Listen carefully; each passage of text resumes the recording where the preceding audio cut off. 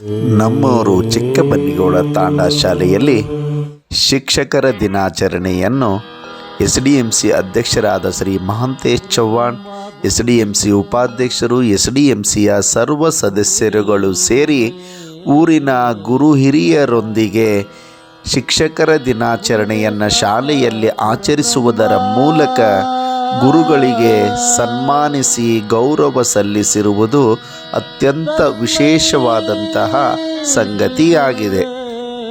ಈ ಕಾರ್ಯಕ್ರಮದಲ್ಲಿ ಚಿಕ್ಕಬನ್ನಿಗೌಡ ತಾಂಡ ಗ್ರಾಮದ ಗುರು ಹಿರಿಯರು, ಎಸ್ಡಿಎಂಸಿಯವರು, ಹಳೆ ವಿದ್ಯಾರ್ಥಿಗಳು, ಶಾಲಾ ವಿದ್ಯಾರ್ಥಿಗಳು ಸೇರಿ ಗುರುಗಳಿಗೆ ಗೌರವ ನಮನ ಸಲ್ಲಿಸಿದರು.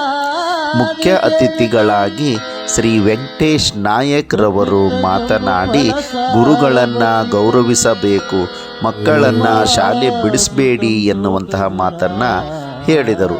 ಎಸ್ಡಿಎಂಸಿ ಅಧ್ಯಕ್ಷರಾದ ಶ್ರೀ ಮಹಾಂತೇಶ್ ಚವ್ಹಾಣ್ ರವರು ಮಾತನಾಡಿ, ನಮ್ಮ ಗುರುಗಳನ್ನು ಗೌರವಿಸುವುದರ ಮೂಲಕ ಗುರುಗಳು ಒಂದು ಉದಾಹರಣೆ ಡಾಕ್ಟರ್ APJ ಅಬ್ದುಲ್ ಕಲಾಂ ಅವರು.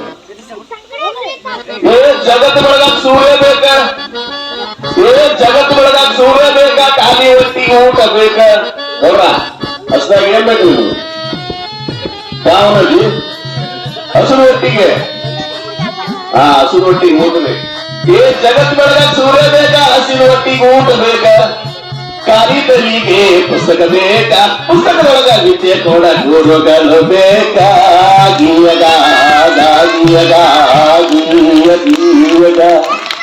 ಅಂದ್ರೆ ಪುಸ್ತಕದೊಳಗ ವಿದ್ಯೆಯನ್ನು ಕೊಡಕ ಗುರುಗಳಿಗೆ ಗೌರವ ಕೊಡ್ತಕ್ಕಂತಹ ನೋಡು. ಸಣ್ಣವರು